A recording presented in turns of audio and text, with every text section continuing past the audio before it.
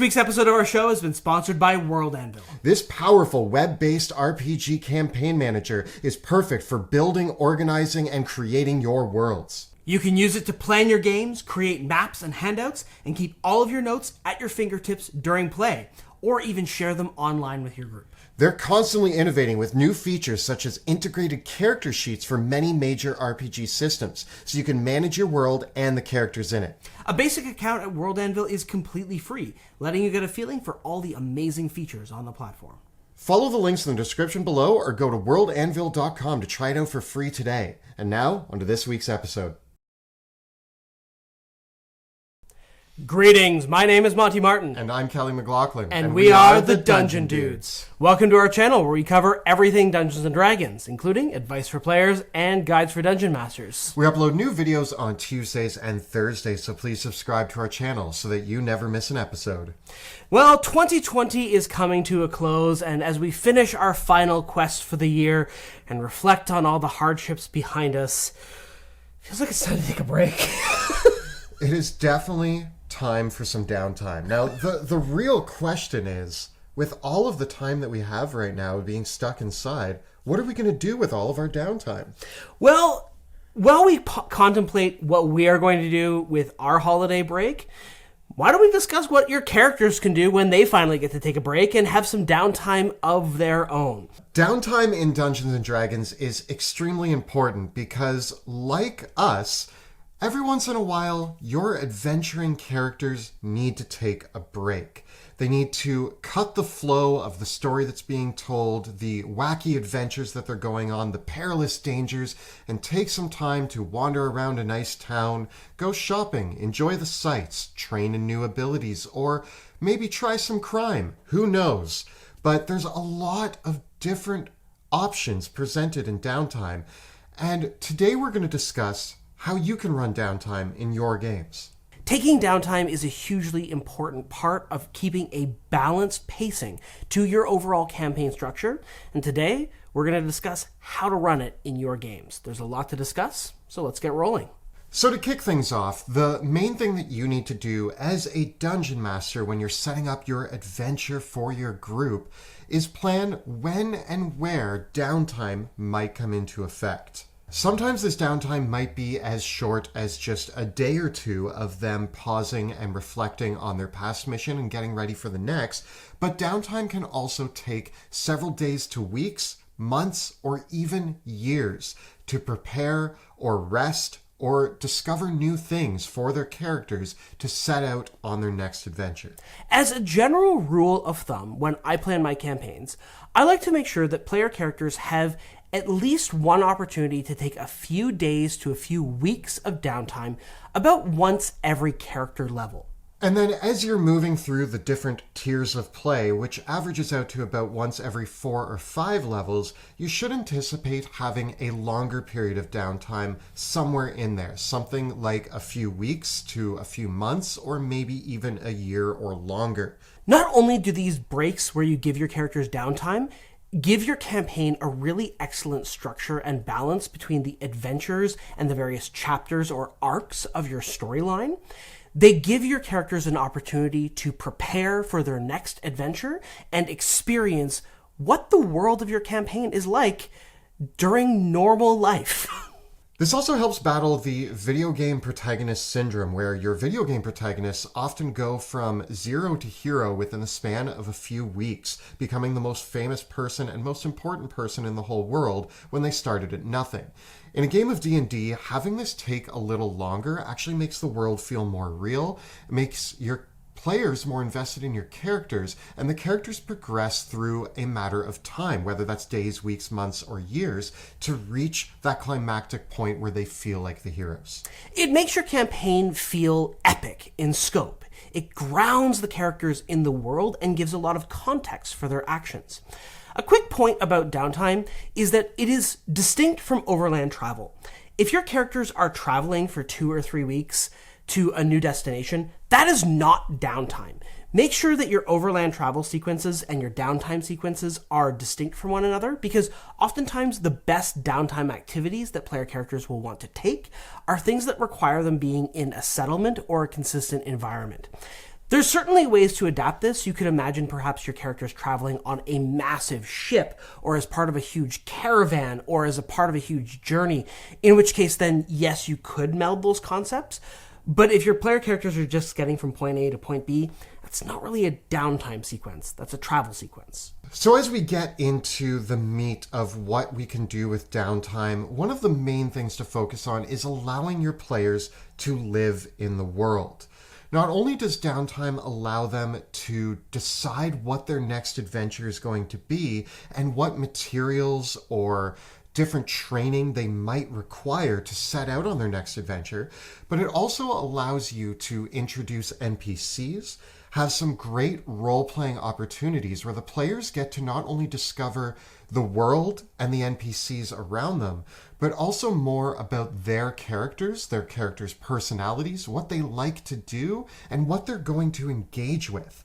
And this actually becomes a very important and very defining part of who they are as a character in the worlds of D&D. And as they set out on their next adventure, they leave fueled by the roleplay and potential that they have brought to their character in this time. Downtime is a fantastic moment for the characters to reflect on their previous adventures as they work to prepare for the next one. Downtime also lets the player characters experience just how their actions are affecting the world and themselves and each other. If your characters just saved a city, well, taking some downtime in that city lets your characters see, wow, we're heroes. These people love us, as they experience all the regular folk that live in that place and see the lives that their actions have changed. Many of the greatest problems that we face in the world today are not problems that are going to be solved overnight. They're problems that are going to take months and years of diligent work by a lot of regular people with big hearts to solve. And downtime is an opportunity to actually showcase those things. Downtime is an opportunity for your player characters to research, make alliances, and do all the preparations to meet that problem head on. It lets them be part of a bigger problem, a problem that feels epic and incredible, one that they just can't solve by throwing a fireball at it. So let's talk about how to implement downtime into your game and how to run it mechanically at your table. The first thing is that you want to take into account how long the downtime is going to be and weigh that against how long the party has been adventuring for. I like to match things out like this. If your player characters are taking a couple days of downtime, well, that's something that you can probably resolve at the table in just a few minutes. If they're taking a few weeks, you might want to treat that the same way that you would treat a combat encounter or a role-playing scene and spend about an hour or so with it. If they're spending a couple months, that might be appropriate to even spend half the game session as if it was multiple encounters of downtime. And if they're spending years, you might devote an entire game session, perhaps even longer, to that, depending on the interests of your group. These are guidelines, and keep in mind that there is a lot of versatility and change allowed within this. I have had a group of players who loved carousing and downtime, and even though they only had a day and a half of downtime, we spent an entire session on it, and it was really fun. It depends on your party dynamics, so talk to your players and think about the options you're going to have in that downtime. If it's worthwhile that it could span an entire session, then by all means that might be fun for your table. When you are running downtime at your table, the best technique to use to resolve it in an interesting and interactive way is a montage. So we have 4 steps to running your downtime montage. Step number 1, you go around the table and have each player describe in a sentence or two what they imagine their character doing during that downtime. They don't need to role play it out yet or go into nitty-gritty details. This is more just, what do you think your character is going to want to accomplish during these days, months, weeks, or years that they have off? You may need to give your players a prompt or a few suggestions for what they want to do. I really love the new chapter of Downtime Revisited found in Xanathar's Guide to Everything. This is a great chapter to refer to consider the types of downtime activities that your players might want to go on, and it also introduces a couple fun dice rolls, complications, and other events that you might involve to make the downtime a little bit more interactive and interesting. And then in step 2, you go back around again and start figuring out what those complications might be as you narrate, okay, check in with each player. How is their downtime going? Imagine it's the halfway point of their downtime. So step one is the brainstorm, where you as a table just come up with the concept of what downtime's going to look like. Step two is where you actually start to role play it out, and you have a back and forth between you, the DM, and the players, deciding what the complications are, what things are going to come up, and any way that this diverges from their plan and maybe causes some unknown or unexpected situations, or perhaps they just learn a new skill, ability, who knows. This is also a great opportunity for the players to roleplay off of each other. And this is something that you want to encourage. If two of them decide to go to the market together or to the bar together, have them roleplay what's happening at the market or bar and see where it goes. And then all you have to do is feed in little bits of information to help amplify the scene that they're creating. It only takes a couple sentences of narration and description to make the downtime come to life. You don't have to roleplay out every single moment of interaction. And in fact, some of your players might not be interested in doing that. They might just want to summarize what their choices are. And this focuses on the choices that they make, which makes the downtime feel interactive, rather than just this extended scene where everybody is role-playing back and forth how good the tea tastes. Once we've had this roleplay opportunity, we move into step 3, which is narrate the outcome. Now that you have all of the pieces there, you work with each player in order to narrate the outcome of the situation they've gotten themselves into, any complications that may have arisen, and how you come to a conclusion within those little stories that they're telling. This might be where you ask the player to make a die roll to determine the final outcome based on a skill check or ability check of some kind, maybe just a luck check or that you've improvised. In the end, the conclusion of the downtime sequence is bringing all the players back together and figuring out how their group comes back for their next adventure.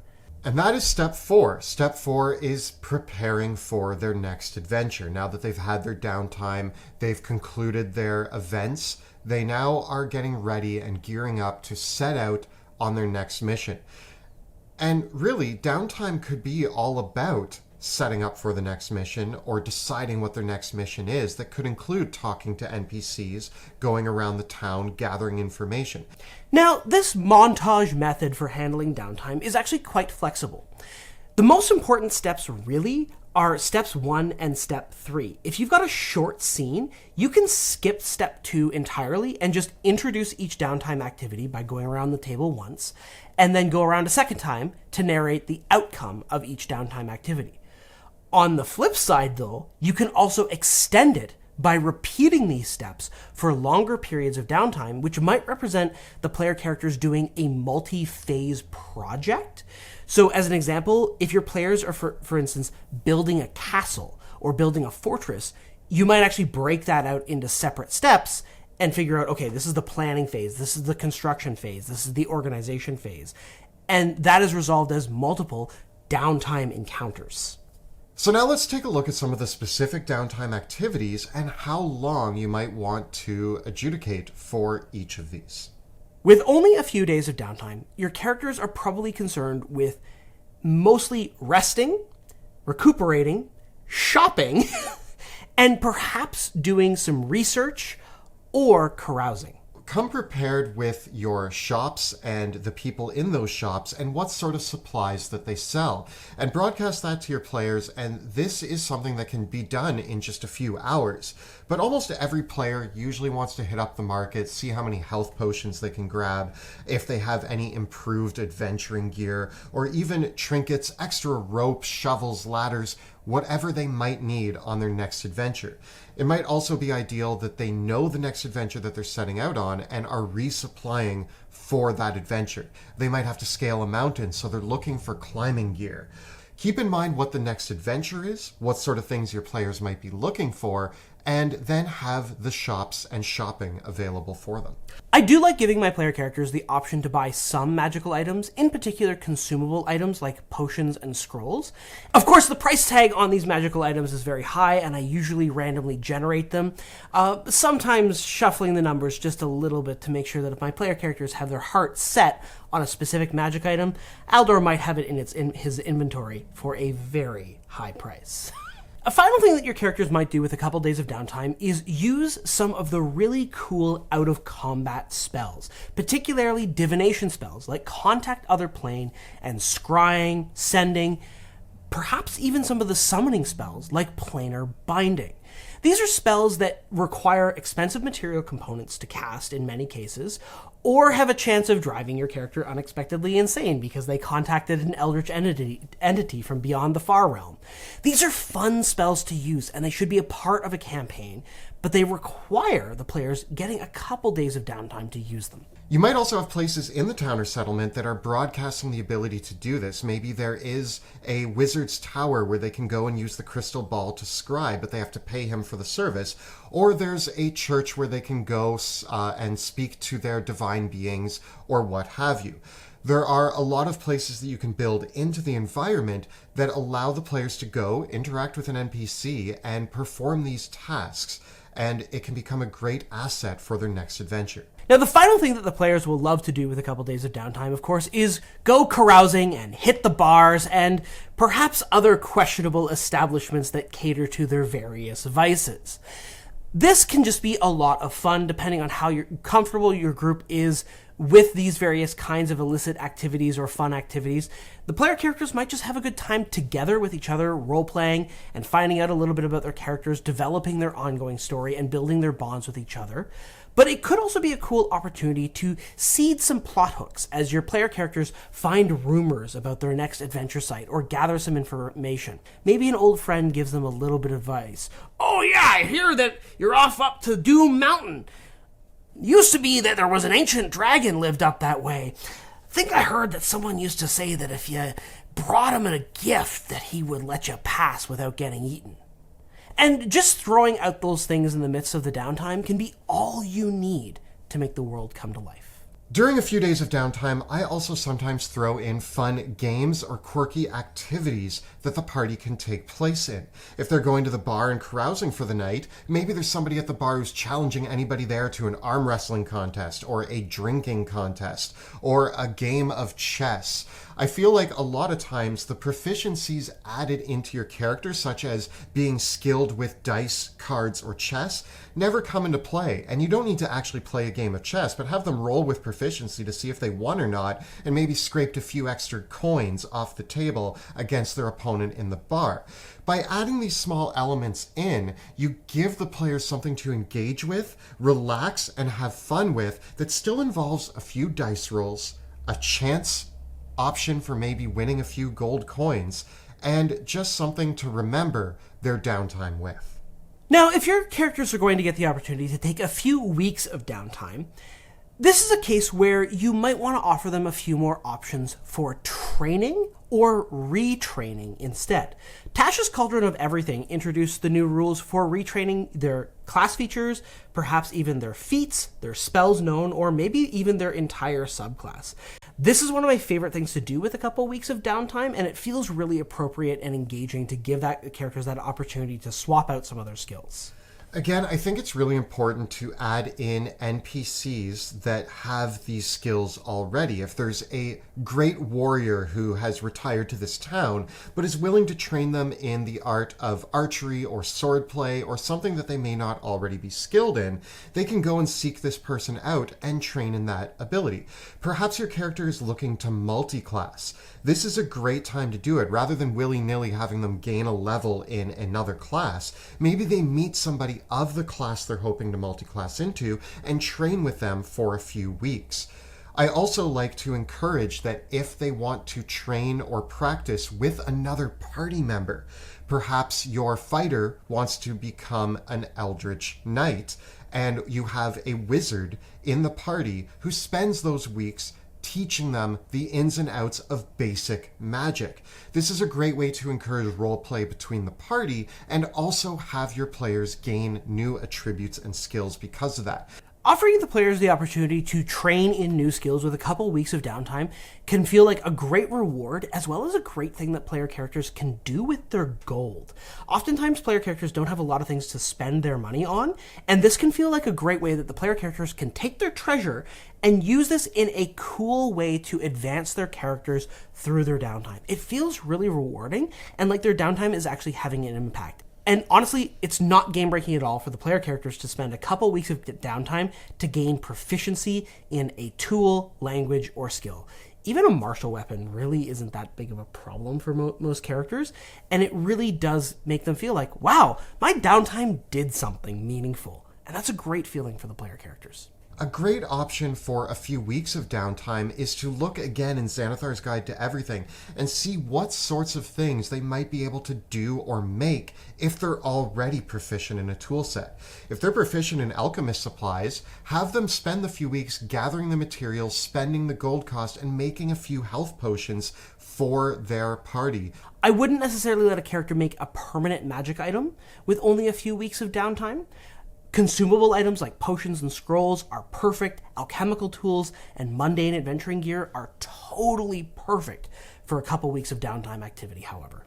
As we move into a few months of downtime, this is where you start to want to take maybe the equivalent of a couple encounters worth of time, even up to maybe an entire session at your table. If you are doing this, this is a great opportunity for the players around the table to look at any spells that they have that have a larger casting time. Maybe this is a great time to create a clone, or maybe this is a good time to look at investing in creating a magic item. A few months of downtime is when your characters can really start big projects that affect the world in meaningful ways.